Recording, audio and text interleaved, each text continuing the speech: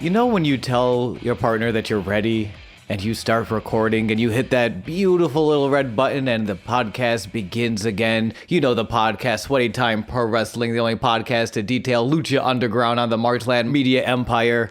You know when you say you're ready to record and then you realize you do not have an introduction? My name is Sean. And my name's James. You could have just said, welcome to Sweaty Time Pro Wrestling, the only podcast that makes you feel fun.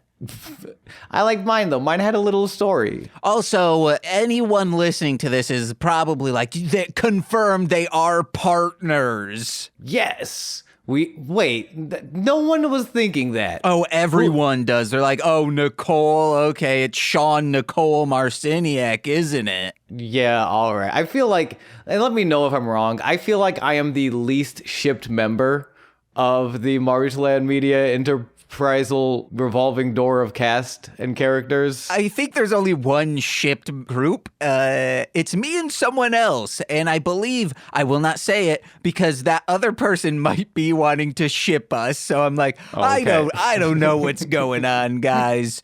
It's one of the Hit It and Crit It boys. We're like, we feel like he might have a tiny crush on me.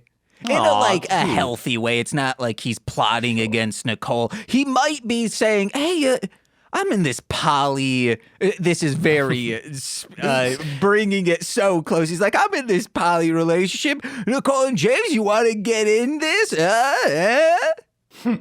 Well, why don't you guys get in this episode of Sweaty Time Pro Wrestling, the transitions. Yeah, we are 2 weeks out. This is the second to last match before Ultima Lucha, the ultimate 2-episode event, which we will cover together in a watch-along that you can watch along. 2 watch-alongs, bitch. Yeah, 2 watch-alongs, 2 dongs, all love. Recorded on the same day. Yeah, I will bring a pizza Lunchable and forget to eat it. Ooh, that's what Nicole does. She's like, oh, I gotta bring a Lunchable on the train ride. And it's like, you're not going to eat it. No, but it's there, and that's comforting. Maybe 2 summers ago, yeah, it would have had to been 2 summers ago, Nicole wanted to experience this apartment by herself. Unless last summer, is that when Ready Player One came out? I don't remember. I think it was 2 summers ago. She wanted to experience the apartment for herself because whenever she's here, I'm here. I don't go out. I don't have friends unless we are both going to hang out with those friends. I enjoy Nicole's company. So I said, all right, I'll go to a bunch of comic book stores. I'll go to see a movie, Ready Player One. And I'm like, Nicole, you got to understand how much I love you. I sat outside eating with my hands nacho Lunchables, which is so many red flags, or not red flags, it's so many icks for me. Eating outside, disgusting, and eating with your hands, even more so. Yeah, I remember back in 2020, you would just bang in the windows of restaurants screaming, the vaccine is a lie, let me in! You misheard. I said the vaccine is alive because I was saying it's a live dosage of COVID inside of your veins. And you also believe in the personification of all Western medicine. Yeah. You were the first guy to animate that little toothpaste that fights back against gingivitis. In a previous life, I was the one that told Kiss, hey, make a live record. Call it Alive. Yeah. And then you became the Phantom of the Park in an unrelated series of events. And you better believe my last dying wish, this is why I was pretty much brain dead from the day I was born to around 17. I said, you gotta get in with Scooby-Doo already. I feel like that didn't happen until like the 2000s. No, that's why I said I was brain dead until I was 16. You ever stop to think how unrelevant Kiss was by the time they finally did their Scooby-Doo crossover? Well, see, I know why this was starting to happen, because since Nicole works at a comic book store, back when this started happening, I was at the comics shop all the time because I would go pick up Nicole. I didn't know how to enjoy myself by my lonesome before marijuana came a kicking down on my door. and said, hey, James, here's how you masturbate. And you said, thank you, marijuana, for teaching me how to masturbate. I said, oigle doigle. So, no, that's not even enjoying myself by my lonesome. That is an addiction, a vice creeping its way in. It's waking up in the middle of the night multiple times because you have such a hard boner that it's uncomfortable in your underwear. That's what masturbating by my lonesome's all about. But Kiss at the time had like multiple comic book series out, so that's probably why they're like, hey, let's get on this Scooby-Doo thing. DC probably put them out. I'm curious. I guess so. By the way, you're never allowed to tell me that I'm taking things too seriously if I make a boner jerk-off joke and you're like, actually, it's an addiction and a serious problem. Well, it You're is. making masturbation. You're making masturbation a serious thing? I refuse. I mean, no, by myself. If someone is there with me and I'm jacking off, that's fine. But Sean, it's sometimes 6 times a day. It's not what I don't want to do it. It just has to happen. Your crazy, horny bonerisms aside, on the personal note, this is no, because you know what? Now I'm about to be like, this is just like that. Whatever I brought up last time, that was like way too sad for a podcast. Of biblical proportions. Oh yeah, those. Thank you. I like this actual trauma that hit my life, and I totally forgot about. Nicole was, when I got on medication for a depression, was not on it long because all it did was made me sleepy. But she's like, oh, there's a chance your sex drive could go down. That's pretty cool. And then no, it just made every time I came, because it was like cutting off oxygen to my brain, so I was yawning nonstop. It was as if I was always autoerotic asphyxing myself. So the ejaculations were the greatest ever, but I'm like, I don't want to, I'm just going to work, coming home, eating, sleeping. That's all I was doing. So no. When I got my vasectomy, hey, sex drive could go down. No, guys, it went up because finally I'm not a ball of nerves thinking every time we have sex, a baby's gonna be made. We gotta find something that will actually decrease your palpable sex drive. Just cut it off, guys.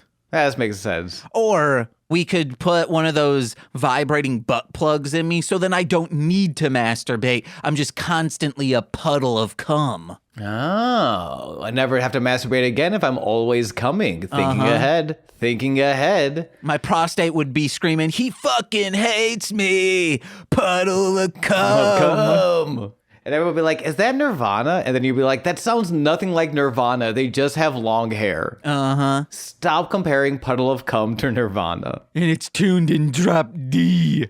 Meaning drop D's pants and start fingering my prostate along with this vibrating butt plug. Yeah, and speaking of transitions. Oh, and real quick, hey, listeners, hop on patreon.com/MLM pod at the $10 tier. You will get app access. The code is there so you can control my butt plug 24/7. You just have to monetize everything, don't you? Hey, monetize my cum, all right? All right, this is porn again. A lot of this is my fault. I stared down this road of porn and was like, you know what? Let's walk this way. Let's come this way. Baby, just walk this way. Just give me a cum. Doodly. You could just say, give me a kiss. That's also pornographic. No, that's not true. Paul Stanley and Gene Simmons have never cummed once in their life. Well, no, now we're talking about Aerosmith. Yeah, but Give Me a Kiss refers, of course, to the band Kiss. Okay. And Paul Stanley and Gene Simmons have never cummed in their life. That's what makes Gene Simmons such a shitty person now. Uh-huh. He's like, oh, I would be a respectable human being and care about the plight of others if I had only cummed once in the 70s to the 80s. I think politically and all that, he's okay. It's just, he's a capitalist through and through. That's what makes him bad. If it doesn't cost him money, he will care for you to the ends of the world. But once you start costing money, in his book, he's like, hey, don't date women because it will cost you money. Yeah, so okay. I think so. I think that I wouldn't give him even that much. I think he doesn't care about people unless it makes him money. There we go. Just because you don't cost me anything, I'm losing money because I'm wasting my time caring about another person. I have to go record Kiss Alive 5,000. And he's like, oh, I got this kid. How can I make money off from him? Oh, reality show. Did you ever watch that one? Oh, of course. I watched all of them. I feel like that was just about the time I fell out of both my love of Kiss as well as my love for VH1 celeb reality. I struggle to say that because I forgot what it was called. I love all of it. And the only affinity I have for Kiss is them as a cartoon character and Detroit Rock City. I mean, that was I think I've talked about this before. That was like my first concert. Yeah, you have on Shuffling the Deck. All right, then shut the fuck up, Sean. We gotta talk about Lucha Underground. Hey guys, please go listen to Shuffling the Deck. I'm kidding. You're not listening right here. You're only listening to Shuffling the Deck. Yeah. We did get like 2 or 3 new listeners this week. I will say that for Sweaty Time Pro Wrestling. Let's go. Big shouts out to the TikTok and to the Instagram that James works tirelessly on for you beautiful, beautiful perverts. To get down with Lucha Underground Season 1, Episode 36, entitled Gimme Gold. I'm member style. The beginning of the end, but you were close. Dang it. That's what this entire episode is about. And honestly, kind of a slow episode in a lot of ways. In that, like, the matches were great, but like storyline, I think they just kind of like woke up and realized we have 3 of those ancient Aztec medallions. We gotta get rid of them. We gotta have a fire sale for these ancient Aztec medallions. So we open up this week in Dario's office. He's pondering his medallions, the powerful artifacts from the ancient Aztec. There's only 4 left, and they are going fast. Pentagon Jr., who is in the office with me, are you sure you don't want to compete for one? Pentagon, his mask is as sparkly as the gold medallions because the white accents on that just gleam in the studio lights. That's for true. Pentagon looks dope as hell. And he's so sparkly, he does not, nor does his master, want one of Dario's 4 little medallions. My master. What does he want? He wants Vampiro. And tonight, Ian Hodgkinson will accept his challenge. There we go. I was going to say, he doesn't want Vampiro anymore. He wants Ian. Because Vampiro is dead. Vampiro died. And Ian Hodgkinson, of course, the real name of Vampiro. Uh-huh.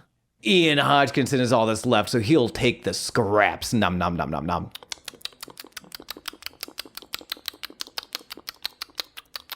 Sean, next thing, man. We don't have time. I was waiting for you to stop me. Somebody stop me. This podcast sucks. Thank you for listening. Mike Richardson comes in. He's like, I'll stop him. Who's Mike Richardson? The dude who started Dark Horse and technically created The Mask. I'm a big The Mask fan, guys. That's why I know this information. Yeah, I'm into like cult underground movies. You probably never heard of them, like The Mask.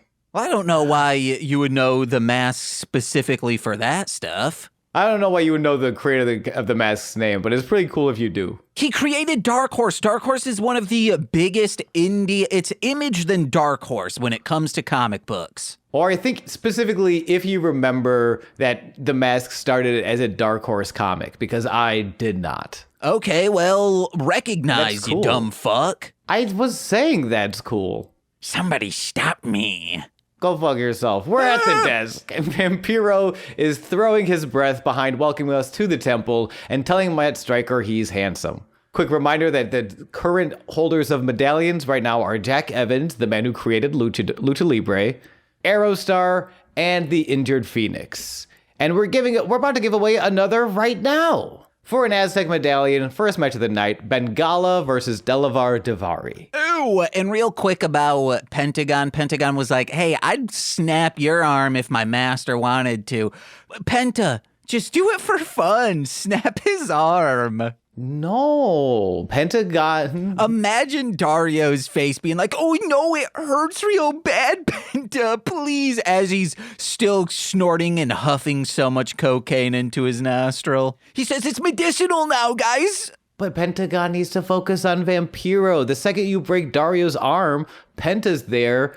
Also, Dario does probably have health insurance himself. So what's the point? What's the point in snapping someone's arm if they already have health insurance? Well, I'm just saying he'd have an excuse for housing so much cocaine. Oh. But Gala versus Delavar Davari. Delavar Davari with Big Rick once again. As Davari makes his way to the ring, I think it's Stryker that says he perfectly captures the millennial feel. He hasn't worked for anything and has bought his way into the temple. Stryker, we as millennials don't all drink that thin gravy because I want it much like Sean. We want it so thick it feels like you're swallowing a wad of gum.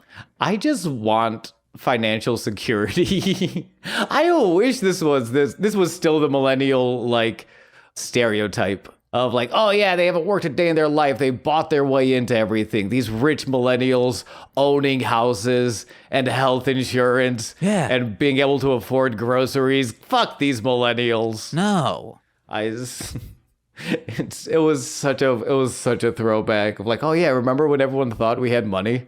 Oh, the dream. I used to have financial security. Yeah. Then you got that thick gravy train on you. No, then I said, I'm going to bet on myself and work for nothing for 5 years. Oh man, you pampered millennial. No, I'm working, but for nothing.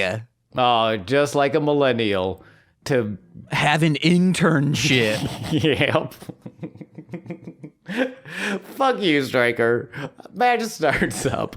I do wonder, this is like a technicality. I don't know how we would know. Or, hey, Sean, you've been to indie shows.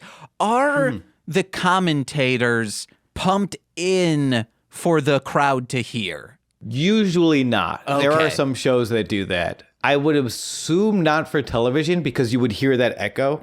Unless they were to cut out. Yeah, because I don't think they're not cutting out the sounds of the ring and the sounds of other things. So definitely not for television. Oh, maybe you can hop on AM frequencies like at a drive-in and then you can tune it to that. That's what they should do. That's true. But they're also double recording everything, right? They're recording everything in Spanish as well as English. So I don't know which ones they record first and second. I would assume the English. They record first, yeah, because they're showing Matt Stryker all the time. Yeah, and they probably dub over with Spanish. I would imagine. Yeah. It's not like they're playing twice.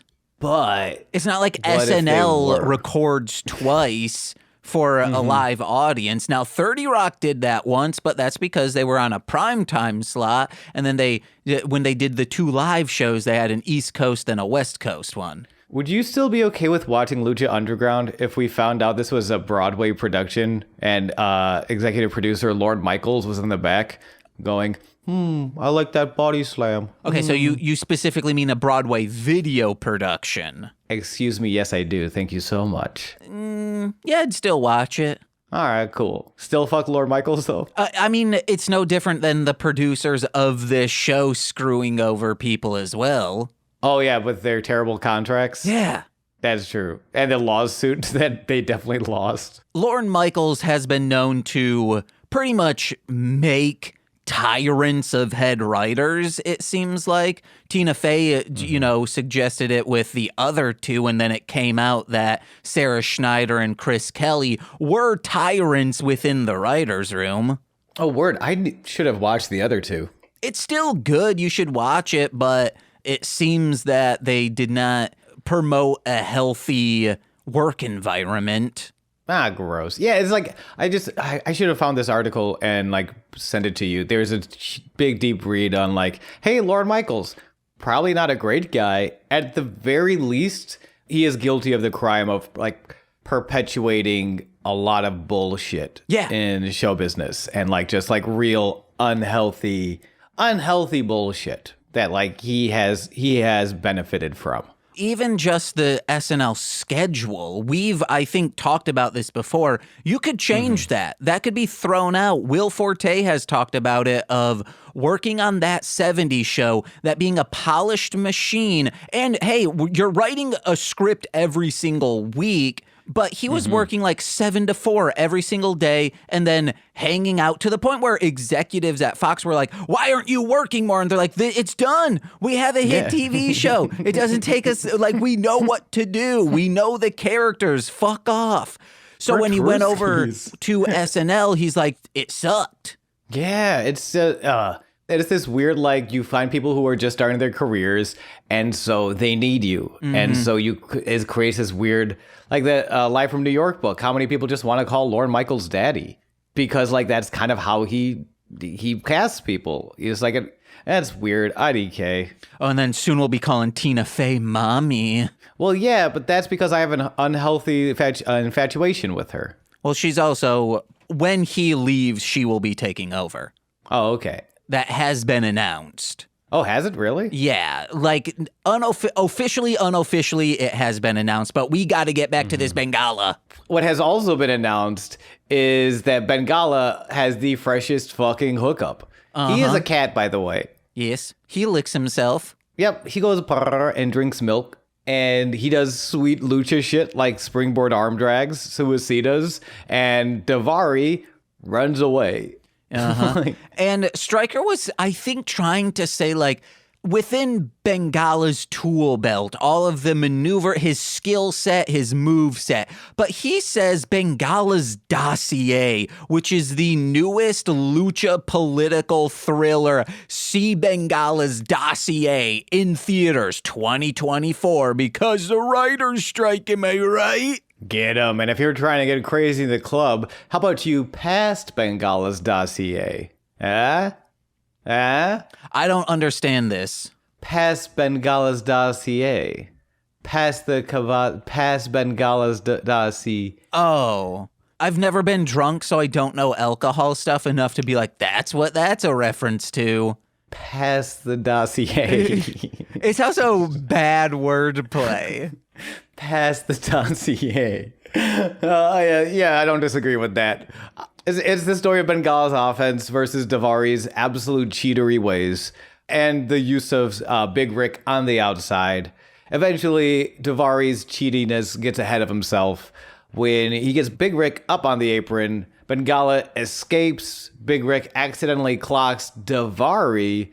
Bengala rolls up Davari. 1, 2, 3. Another medallion earned. At 3 minutes and 31 seconds, Bengala has the 4th medallion. This match was beaten by the, as Stryker says, the Curiosity of Bengala, which is the sequel to Bengala's dossier coming out in 2027. We're leaving some padding, because of that looming IATSE strike. Yeah, and also, hey, James, pass the Curiosity.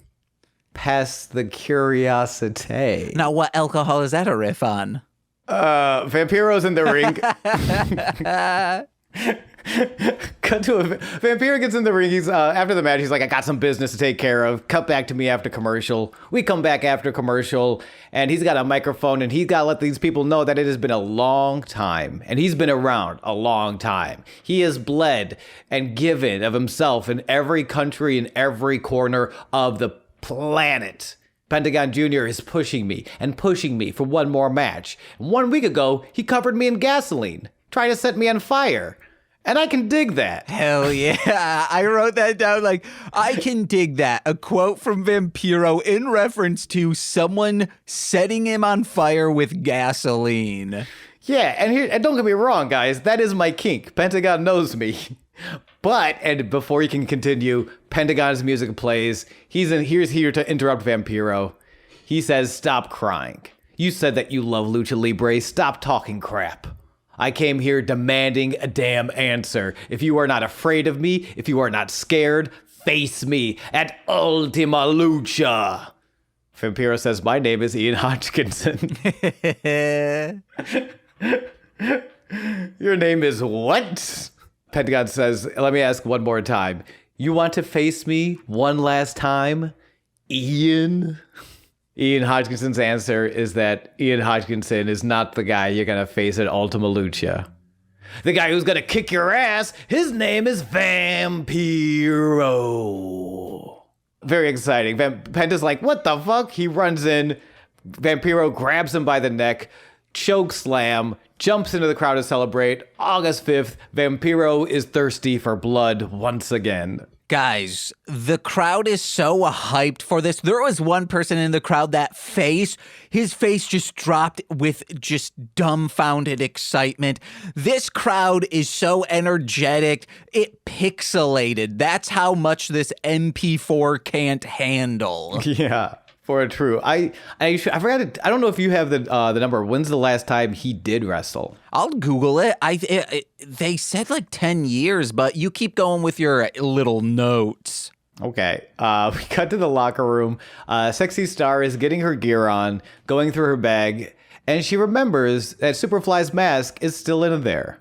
She has a flashback to when she was forced to take his mask in a mask v mask match, and how that really kind of put a dink in their relationship. But we're back at the desk. Vampiro's freaking out, screaming. That's the way it is. And for a medallion, our second match of the night, King Cuerno versus Killshot. King Cuerno, of course, if you're a newer listener and you're keeping up with modern day wrestling, King Cuerno would go on to become Santos Escobar. Killshot becomes Swerve Strickland.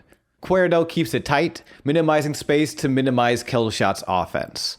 If you've ever seen Swerve wrestle, he does a lot of things out of nowhere very good. So while Cuerno can also turn up the speed, can also be quite the high-flying, fast-paced luchador, he understands that he can also out-wrestle Killshot by keeping him grounded. Cuerno is looking for the arrows from the depths of hell's Suicida dive. It gets blocked by kicking Cuerno in the head. Smart on you, Killshot. Rolling cutter, Cuerno goes outside, somersault Rana. Killshot, however, after that, gets caught on the apron. Power slam onto the apron, looks real bad, looks real ouchies. So, Vampiro, what is International Wrestling Revolution Group? IWRG. I don't know. Do not know that federation. Okay, so they might not have any. He was wrestling a lot in 2014 with them. Like he has 1, 2, 3, 4, 5 matches there, but it might not be televised. That still counts. You know what? That still counts, Vampiro. Then in 2013, he was mainly wrestling with Juggalo Championship Wrestling. He did 2 matches with them, the New Wrestling Entertainment. But then in I'm guessing they're going off from 2012. So about 3 years is when he was in AAA wrestling quite a bit. Oh, so he's okay. So he's. I thought it was like the way that reaction sounded. I thought it was like, 10 years. Like this is a big word. He's been wrestling this whole time. But based off from Cage Match, 2012, he had quite a bit of matches with AAA. 1, 2, 3, 4, 5, 6, 7, 8, 9, 10, 11. Is 11 matches in 1 year a lot for AAA? I don't know. Not really at his age, probably. Okay, then yeah, I don't know, but it's 2012 to 2015. And he's still Vampiro. Yeah, and that's the thing. He's Vampiro. He's still a legend and a juggalo and awesome. I will say this, should not have looked this up, Sean, because I unfortunately know how one match winds up. Oh, I'm sorry, bud. And real quick, do you, based on Cage Match, people rate these matches out of 10? What do you think Vampiro's average is? Well, that's a good question. A great moment to take a step out and remind everyone that Cage Match ratings, much like ratings in any art form, really don't fucking matter. Okay, there are 180 votes. I feel like lately, people going back to Lucha Underground, maybe giving him some flowers. I want to say 8. He's in either high 7s, mid 8s. 7.15. Okay. Which is still pretty good. Still pretty sweet. Yeah. But again, if you come up to me and say, ooh, I'm a film director and my Rotten Tomatoes score, I don't give a shit about your Rotten Tomatoes score. Fuck off. I don't know what he was doing in 2009, but that's what tanked him. That his average rating on that is 4.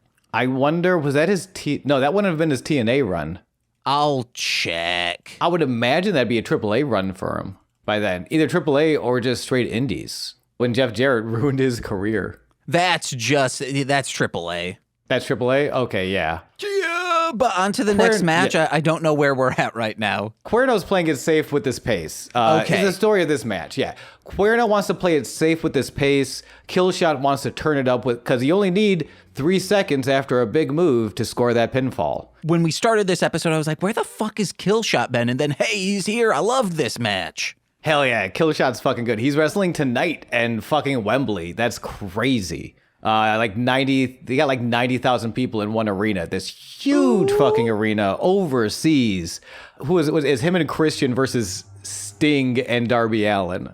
Joker Sting, by the way, which is kind of cool. What? Yeah, Killshot is wrestling Joker Sting tonight. No, you calling Joker Sting cool. Joker Sting's cool as hell. Wait, Joker Sting fucking sucks, man. I've been suck. watching You go to this hell and shit. you die. It's you go so to hell and bad. you die. It's so Excuse cringy. me? And this man is Oh a my plagiarism from back to front. He's just stole the crow, and now he steals the Joker. He's still doing Joker Sting? So 2 things. Did he steal the Crow in the late 90s? Yes. Has he ever seen the movie The Crow? No, he has not. Wow, even Scott worse. Hall saw it and was like, you should try this makeup on. 2 things, and a little behind the scenes for you sweet, sweet, lovely people out there. James messaged me like, hey, I want to talk about Joker Sting. I see that message and I'm excited. Oh boy, I love, for those of you who don't know, Sting in the 2000s. 2011, thank you, reinvented himself once again in TNA with a sort of deranged, silly little Joker gimmick. And it sort of split some fan bases, apparently was crazy over in Europe and England. Like when they did shows over there, people were like, fuck yeah, we love this. Wow. It is Sting being a little goofy, taking some inspiration from Heath Ledger. And it's fun. Real quick. Yeah. It's just their accent, guys. They're just as dumb as Americans. Anyway, we were starting too many. Let's deal with one fire at a time. James reaches out and is like, I want to talk about Joker Sting. And here I am excited, like, oh, it's so campy. James loves camp. Like, James is going to be a Joker Sting guy. We didn't talk about it any further. All I said was, of course. And I'm like, in my mind, like, this is, of course, Joker Sting. Why didn't I think of Joker Sting? James loves Joker Sting. And we're doing the podcast today, and you heard it. I find this smooth little organic spot to be like, hey, by the way, you like Killshot? Well, your other favorite, Joker Sting, is in that they're wrestling each other tonight. And oh, the hubris of my wrongness. I hope Killshot on the flight back over international waters DDTs him out the goddamn plane for the kill shot. I can't. So this was during the Hulk Hogan era, and you have famously said, oh, Hulk Hogan ruined my favorite Fed. I thought this was one of the reasons why. I thought Joker Sting was like, oh, this is the bullshit they're pulling with Hulk Hogan behind creative. I encourage everyone to go back.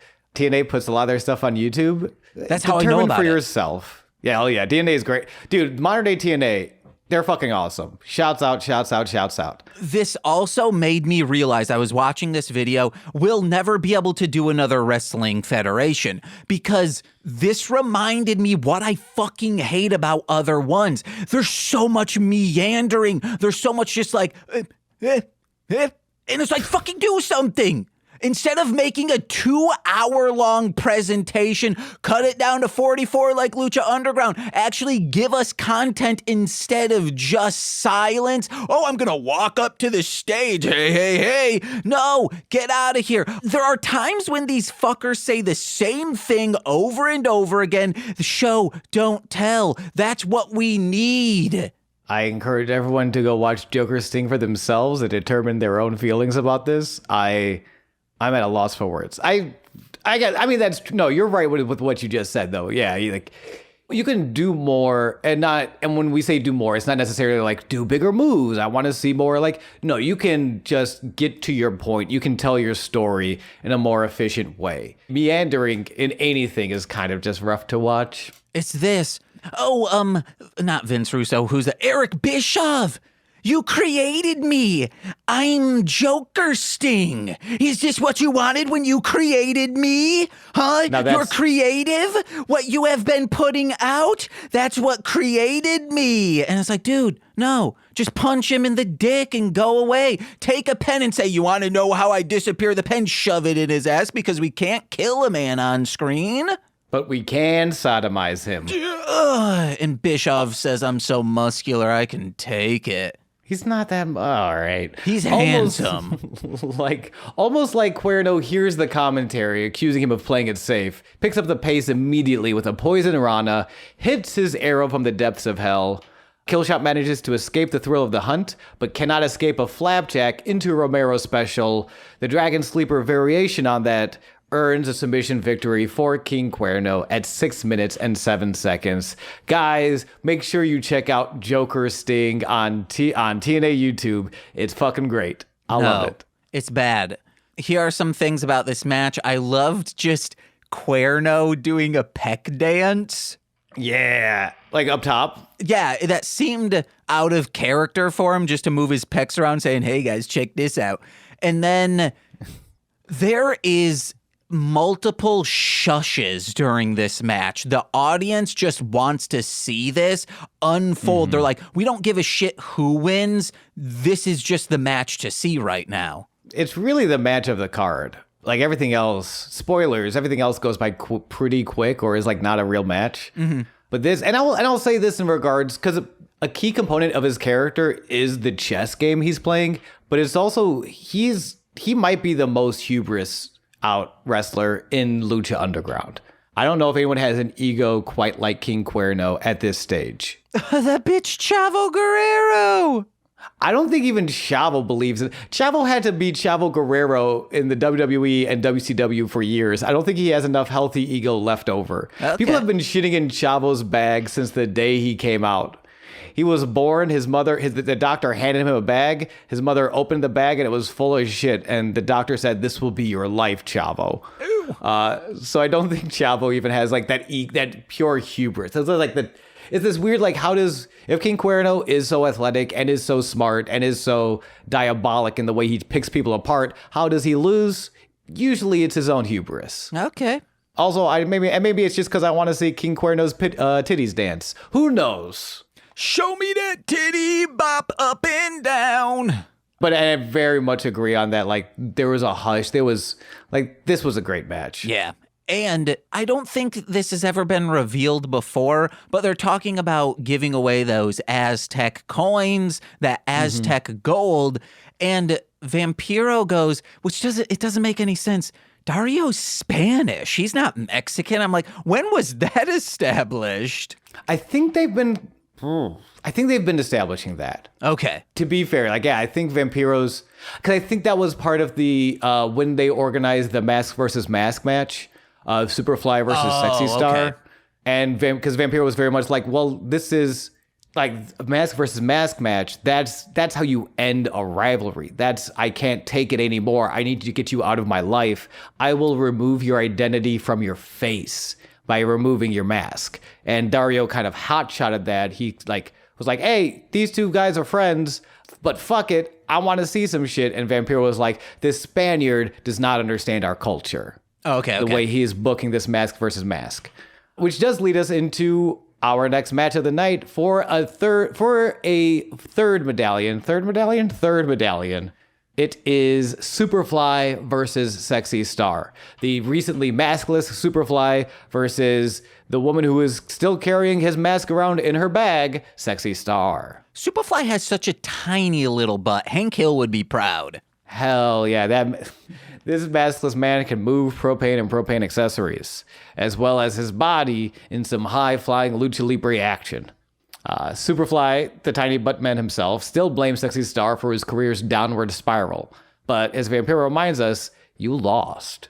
Yeah. What do you want? What do you want from us? And she didn't want to move that mask. You said, do it. Oh. But of course, he's a man blaming a woman because he can't take his own responsibility or blame another man. But I guess he's scared of that man. He can break my arm. Well, Sexy Star, never mind, moving on. I was going to keep going with that, but I was like, oh, wait, no, she can. She did. She can and she has. All right, next thing. Yes. That's the clip. Of course, she's a good-looking hot girl, Vampiro reminds us, but she's a warrior and an inspiration to me, Vampiro. Superfly plays with Sexy Star's mask up top. She chops him. He drop kicks her. She kicks him in the nuts, which I did not know was illegal, but all right. Sexy Star puts on an armbar and submits Superfly 33 seconds. Oh, yeah, this will be quick hits. It's a squash. I said, holy squash match, Batwoman? Yeah, it does sort of kill this story between them. Are they wrestling at the pay-per-view? I don't know. Hold on, I have the pay-per-view. Or not pay-per-view. The event. They are not wrestling at the event. Okay. It really, in some of the stories, Cage versus Mac didn't make it to the event, but they had a great match last week to kind of tell that, to finish things off, to cap things off, for Mac to finally get his revenge. This was just like, I guess Superfly's still here. Get him out of here. My hopes is either in the next episode or next season, it will be revealed of Superfly needed that. He needed this extremely quick victor or failure, this loss. Mm-hmm. And he's like, goes to Sexy Star and is like, hey, I'm sorry how I treated you. Like, you are a top dog and I've been treating you like lesser. I don't know. Maybe, yeah. Like a bottom bitch, but I'm the bottom bitch. Through his failure, he overcomes his misogyny. Maybe. Hopefully. And then he hands her a strap on and he says, bottom me. No. That's what I'm into. After the match, Marty the Moth is out here. Marty the Moth is here. Let's stop talking about pegging and talking about Marty the Moth, who is here. Not getting pegged currently. He's here to interrupt Sexy celebration. Can I call you sexy? And she gives those excuse me eyes. Like, oh, you better not. His name is Marty the Moth Martinez, and he would like to see that medallion that Sexy has just won. And just like he thought, it is a moth medallion. This medallion specifically has come from, each of the 7 medallions comes from one of the ancient 7 Aztec tribes. This medallion has come from his tribe, the Moth tribe. The scariest tribe out there. Yeah, man, especially if you have like a lantern. Oh, you think you're seeing in the nighttime and now there's just a moth in your eyes? Curses. Exactly. Also, I've discussed it before. I'm terrified of moths. I forgot. Yeah. Why are you terrified of moths again? It doesn't matter. How about you go listen to a previous episode? Yeah. Anyway, I know he's talking about me, but I'm going to blame you, the listener, you fucks. He demands a match right here, right now, against Sexy Star to defend her recently won medallion. And I will say, Marty, although a creep, is doing the right thing here. He is taking pilfered gold, pilfered artifacts from a community and returning it to the community. We should be cheering this man. He's being a creep, but still doing the right thing. He's being a creep, but doing the right thing is a beautiful sentiment. In his essence, in his soul, he is a creep. That is still true. But the things he is doing currently should be acknowledged and commended. He's a creep, but they call me the Streak. Oh, you be dad. Marty the Moth Martinez versus Sexy Star in a medallion defense. It's sexy all over the place. Top rope arm drag, wheelbarrow arm drag, crossbody, but Marty catches her, body slam. He may not be all there in the brain, but he's a solid wrestler, and commentary wonders what his name is on Facebook. Marty hits a figure 4 leg lock. Sexy turns it over to reverse the pressure. Running boot, another armbar, another submission victory for Sexy Star at 2 minutes and 20 seconds. She has worked for a total of 2 minutes and 53 seconds tonight. But she's doing that work. Girl boss.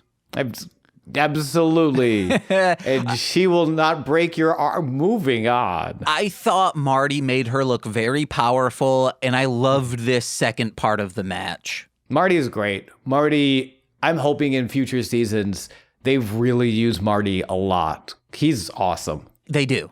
Okay, cool. Does he become a champion of some sorts? Yeah, but I don't know which champion. Could be a tag team, could be the main champion. They could have provided another championship. I don't know. I have just read his Wikipedia page. That's awesome. It's one of those things. I'm curious too, because he's in this position now too. Like, he's so good, and his character work is so like clear and fun, and I'm excited to watch him.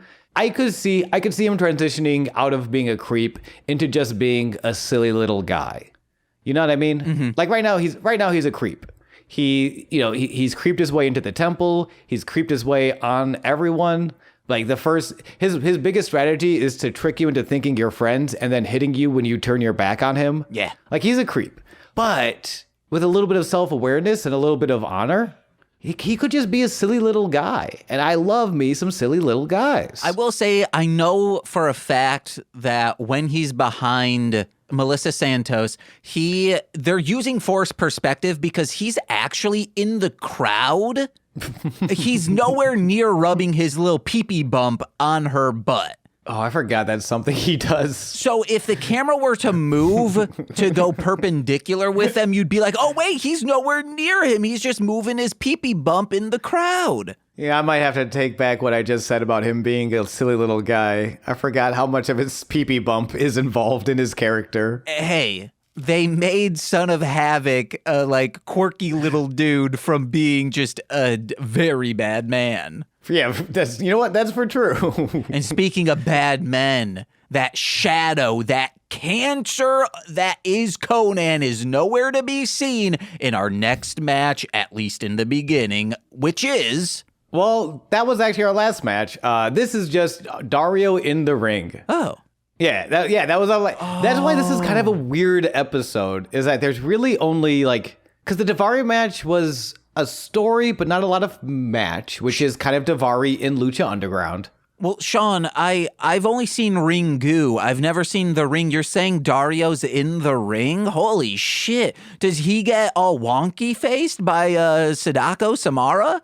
Oh, okay. I'm sitting here trying to figure out what Ringu is. And I imagine Ringu is what comes out of my penis after I watch a really solid wrestling match. I come. That's a cum joke. Thank you so much for being here. Pass the dossier. Ha Dario's in the ring. James is disappointed. One of us is trained in improv. And you never guess who. Because you're like, they're both bad at it. Yep. Dario's in the ring. And there's a bunch of El Jefe chants. Either this is getting piped in, or like Dario has become a beloved worm.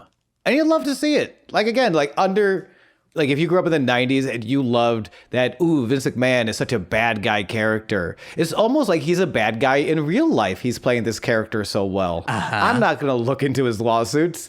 Like, if you're into... I'm tangenting myself. If you're into that sort of wrestling with like a clear villainous authority figure, he's amazing. He definitely underrated because it's harder to find Lucha Underground. Not impossible. Reach out to one of us. We'll shoot you a link. But it's harder to find it. And he's so good at it. So it was nice to hear those El Jefe chants before he even starts talking. Mm-hmm. He hypes up the Lucha Underground Championship match between Prince Puma and Mil Muertes at Ultima Lucha. But Dario's impatient. He's an impatient little worm. So these two men, under my orders, will have a face-off right here, right now. He introduces Prince Puma, and never mind that shit, here comes Mil. And during their stare down, Katrina appears at the top of the ramp. The goons start, and it's just a stare down. They're just going to look at each other in the eyes, I guess is what Dario was expecting. Katrina appears at the top of the ramp, though. The goons start piling out. They're bringing a casket with them. The goons, also a reminder, will be taking on the Odd Thruple in Ultima Lucha. Very exciting. I hate that matchup real quick because they just all look the same.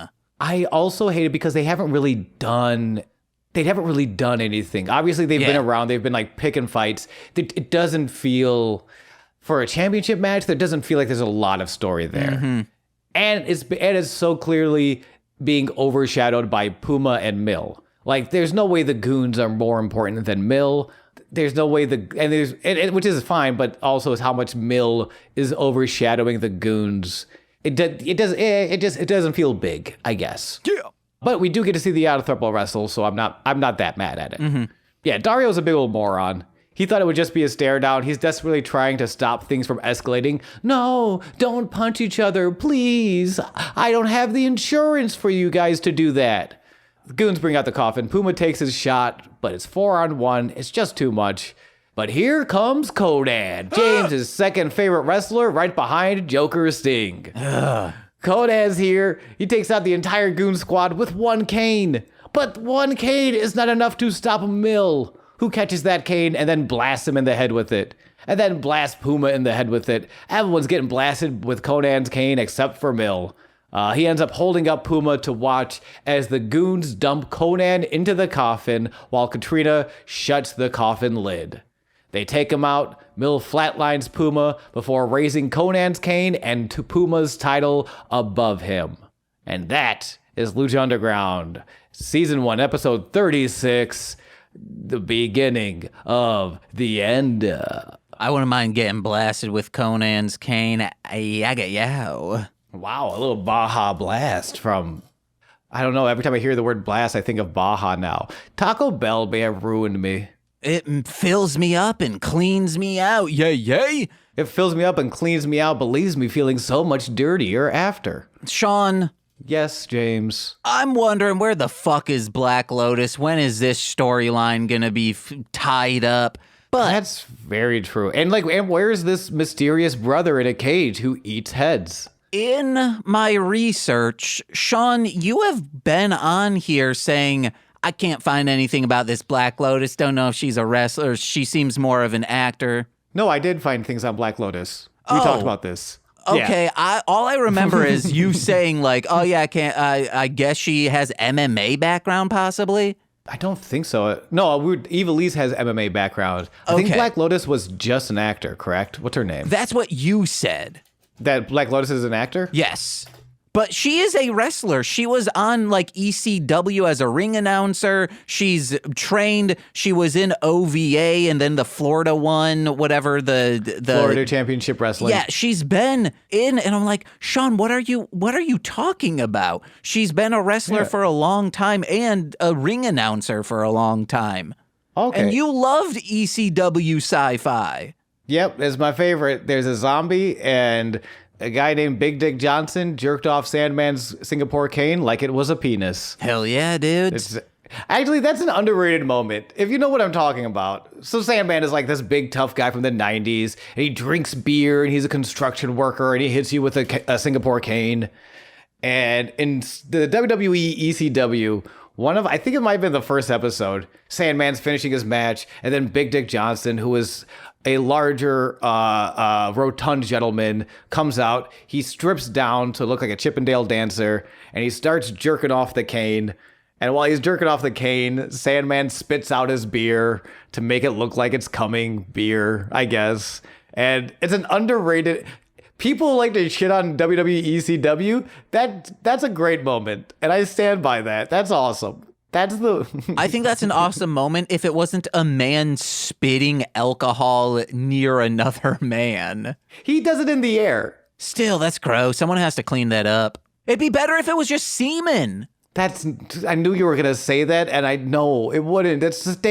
What stains worse, beer or semen? Semen? It's not the staining. It's just, ew, this was like in someone's mouth and swishing around. You don't know where that's been. Semen's sterile. Unless you have diseases, then it's, has diseases. But if you have diseases, so does your mouth. Not the same diseases, James. Not the same diseases. No, if you have an STD, it can also be transferred through saliva. But not all of them.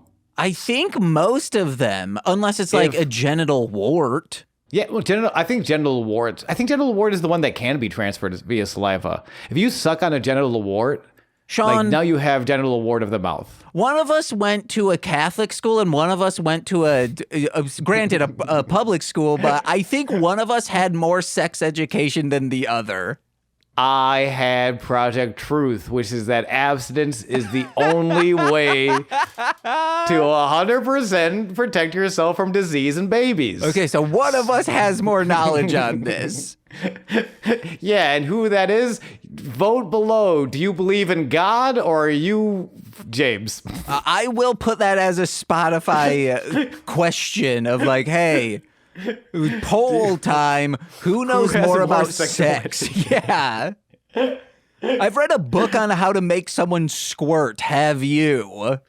Yeah, it's called the Bible. Ew. Maybe you heard of it? Deuteronomy. That's a better joke. I thought you were going to say, yeah, I've read a Playboy before. I've read a Vogue. I absolutely would not. My religion forbids it. No, Sean, get out of that religion quick. Oh, no, it's the best. We have Kool-Aid, and I pay a guy. This religion sucks. Guys, subscribe to us on things. Yeah, I thought you were going to say, we have Guilt and Veggie Tales. One's pretty good. The other is Veggie Tales. I like Veggie Tales, guys.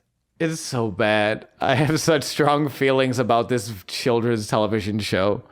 And if you want to hear me go off on those strong feelings about how VeggieTales is everything wrong with Western Christianity, how it inspires you to not question, but to take things for value, teaches obedience, not respect, or you just want to hear me talk about buttholes, follow me on twitch.tv/GooseVonKaiser. We're currently playing Metal Gear Solid, The Twin Snakes, the Metal Gear Solid remake for the GameCube. Yo, that game, hot take, Metal Gear Solid is a pretty good game. It scares me. You got to be stealthy, and I don't want to do that. Dude, it's actually... So I play on Fridays, I play Fortnite with my brother and the kid we grew up with. It's kind of how I keep in touch with them after all these years. And it's this big heist thing in Fortnite, which is awesome because I'm really bad at Fortnite, but I'm great at not being seen. Oh, in Fortnite, I'm very good at that. That's how I get every dub. Hell yeah. But it's kind of like why, like, as soon as like we started playing, I'm like, oh, I think I like Metal Gear Solid because I'm bad at Fortnite. Okay. Is that all you got to plug? That in my butthole. James, what do you got going on? Oh, remember, patreon.com/MLM pod. For $5 a month, you get exclusive content every single Friday in the form of podcasts, but $10 patrons get that sweet monthly content as well as app access to my butt plug. Ooh, I'm nice. kidding. You get shout outs on every single free feed podcast, so let's begin with those, starting with Steve F., Ian? Eric Berry of Ranger Command Power Hour, Ian? Alex Z, the Waz, Orion, Jordan B, the Chaos Witch. If that's all you're doing, no, I will not allow it. Joshua Jacobs, my Bickle brother in common law, Steve Barnes, a sweet child of time. Head over to MLMpod.com to find out information about that and all the other free feed podcast. The Womb in Which I Emerged, my mother, Lil Corey's BFF, and now former roommate, Shane, That Fed, twitch.tv/core winning, it's Corwin, and from the Rom Complex and Formulaic, a podcast and script writing, as well as twitch.tv/R2Shelby2, it's R2Shelby2, and listen to my music under Marshland Monster, because that's my name as a rapper. And my name is Ian Hodgkinson. And this has been Sweaty Time Pro Wrestling, mother fudge. Hey, pass the dossier. Pass the dossier to the right-hand side. Hell, there it is. Improv, baby. Yes, and suck my dick, Sharna. Bye. This might be unlistenable. But fun.